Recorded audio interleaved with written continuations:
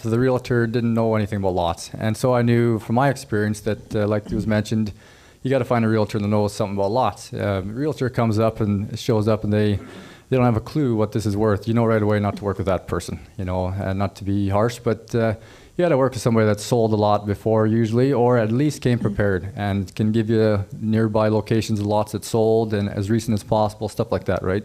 We went because it was quicker for us and got a couple of, like a smaller sign for sale sign and then a bigger one for a frame with an arrow saying, like we wrote on it, 1 acre available, lot available, and put one sign up at the property and another sign up at the corner.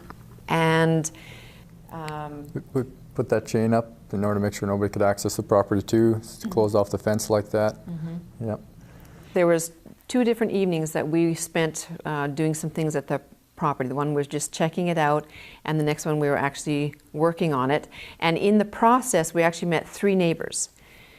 Because the property had been vacant for so long, people wanted to know what is going on here. So in that process, I got a lot of information. The really primary information came from a fellow named Ed, who showed me exactly where the water access was to the lot, found out where the power is. He knew that there was sewer to the lot. He gave me the history on the lot itself, who the owner was, what he did, how the house came, how it went, and what the fight was with the city. He gave me all that background. And he also brought in a second neighbor. They came a second time while we were out there and visited, and the guy said, yes, this is what it was used for. And they gave us information about the neighborhood. You know, we actually ended up getting his phone number, and that helped me even this week because I was able to call him and I said, you know, so-and-so is interested in it, but I don't have all the measurements. It's not telling me how many feet by how many feet long. He went out and stepped it off and measured it for me and got back to me with that. And there was the second neighbor had said, you know, I made an offer to Charles for this property myself. So then through the primary neighbor, I was able to get a phone number to check up on, are you interested in it at this point?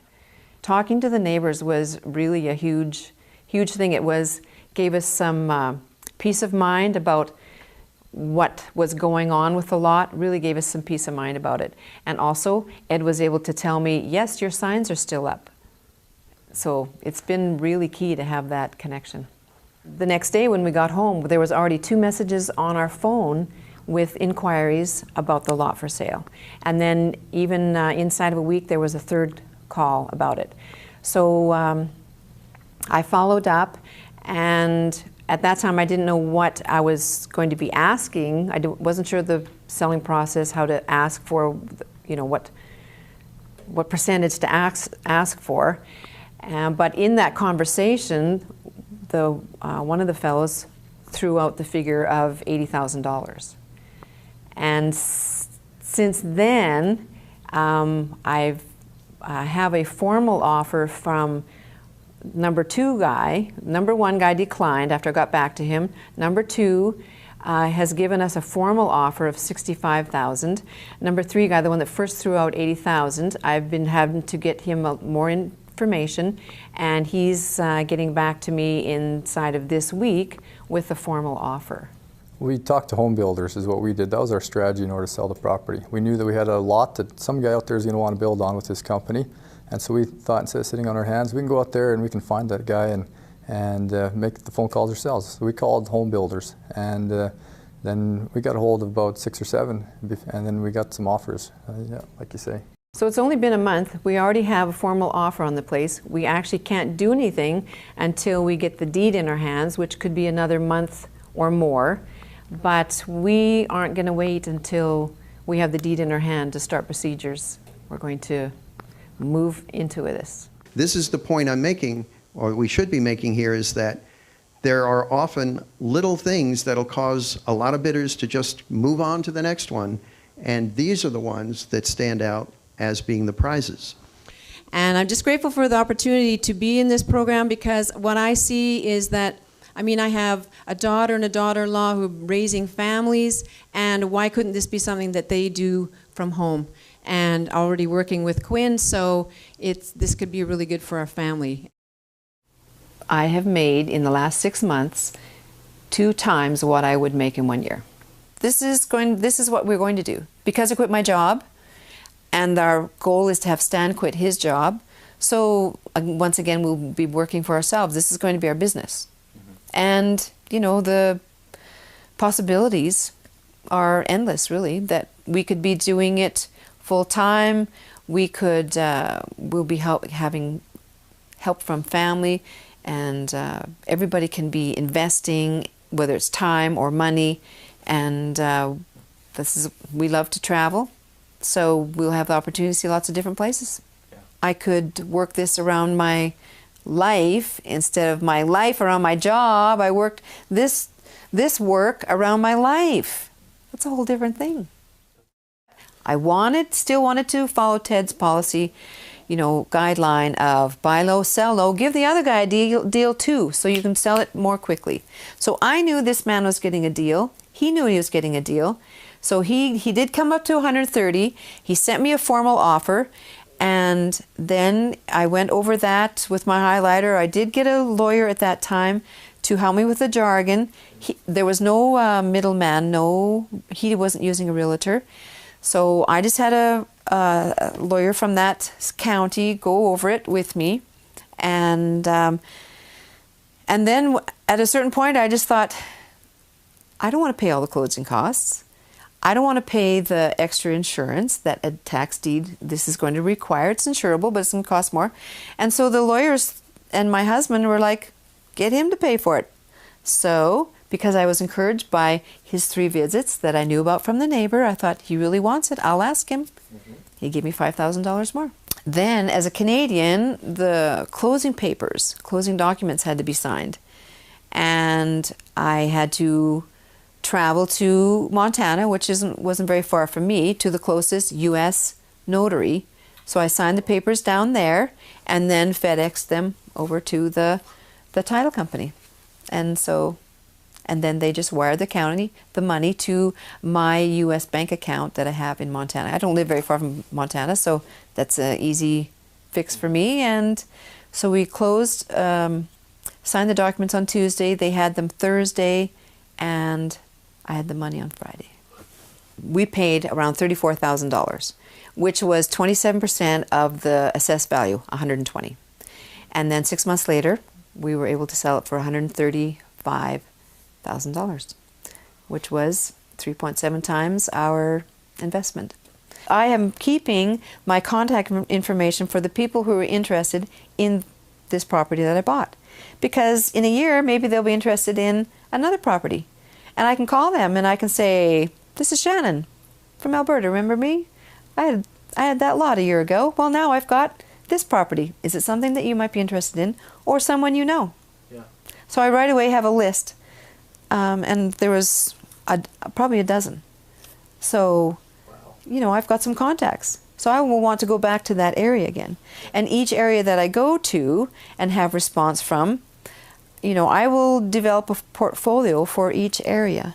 Yeah. And I suppose a person will, as you know, sample different auctions, different counties, different states, and then learn which one you like. Or, you know, I know some friends that went through the program as well that are from Alberta, and they have grandkids in a particular state. That's the state they're going to be doing tax deeds in, right? Because they'll go down, do an auction, see the kids. Sometimes there's a concern about this tax deed and what kind of a deed it is, and is it insurable and that sort of thing. And all I needed was, all the title company required was a contract, a buyer-seller agreement for them to initiate the research on it. So once I had that, then they could start the progress to see if there were any other lien holders on there, which I was sure weren't, but they needed to investigate that and to see about the insurability of the lot. And so there was some fear in that process of what does this mean, you know, but it's not a big problem. It's just something that has to be worked through. In the beginning stages, when I was, the 60, when I was going to double my money, those were the contractors. And, part of the reason that you sell low is so that you don't have to worry about the other issues. As the price on this property went up, and there were individuals with less experience, then the tax deed became more of an issue. What does it mean? But all it was is that it just needed to have some research by the title company, and it proved insurable, and there was a higher premium that was required inside of the first 3 years, but the buyer was completely willing to pay it. So it really turned out to be not a big deal. At one point I had some advice about getting a realtor, and we talked about that, but I was really felt like I wanted to talk to the people, and I wasn't afraid of that, and I didn't want to pay the realtor's fee. And that seemed to work out for me. Having said that, I think on other properties I might just sign it over to a realtor and develop a relationship with a realtor. And I've got a relationship with a lawyer now, so that understands tax deeds better, now that I've educated him on it, because even though he said he knew about it, I had to show him some stuff about it. But so you just get a team, get a team to do that. So I wouldn't be afraid to do a deal without a realtor, but I wouldn't be afraid to do a deal with a realtor, so people just have to do what's comfortable for them. Mm-hmm. Well, when I think about how it's changed my life, I feel more like myself again, because I've come out of that rut of fear and the 9 to 5, and I am my own boss again. I have more time with my family, I have more time with my husband. Although there's a sense of responsibility, I'm not answering to someone else. I don't have I was visiting with someone that I used to work with. I don't have all those personal gossipy, all those issues there. I don't have someone telling me when to be at work, what to do, when I can be there, what funeral to go to. I've been able to go to funerals that if I'd been working a 9 to 5, I wouldn't have been able to go to. Wow. That makes a difference in a person's life. When you can be connecting with people in your life as you wish. 1 year after meeting Ted.Thomas, I am a happier, wealthier person. I feel alive, and I feel my potential more than I did a year ago.